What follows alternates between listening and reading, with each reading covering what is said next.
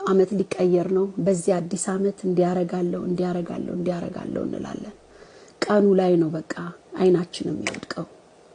ብዙ ጊዜ እቅድ አረጋለው አመት ሊገባ ሲል ግን አመቱ ምንም ሰጥቶኝ አያውቅም እና እግዚአብሔር ነው ገበታን የሚያዘጋጀው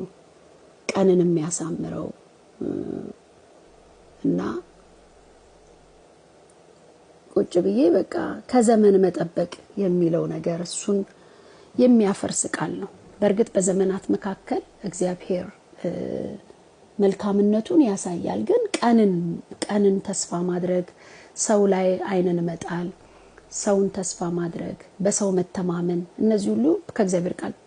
መደገፊያ አድርገን ልናወራ እንችላለን በሰው የሚተማመን ስጋ ለባሹን ምርኩዝ የሚያደርግ ሰው እርጉም ነው ይላል እግዚአብሔር ቃል በእግዚአብሔር የሚታመን ይላል ደግሞ በተቃራኒው እምነቱም እግዚአብሔር የሆነ ሰው ምስጉን ነው ይላል ስለዚህ ከቀላይ አይኔን ማንሳት ቢታይ እኮ በጣም ነው የሚገርመው የእግዚአብሔር ባህሪ ክንድ ይልና የዘላለም ነው የሚለው የዘላለም ክንዶች ይላል ከበታች ናቸው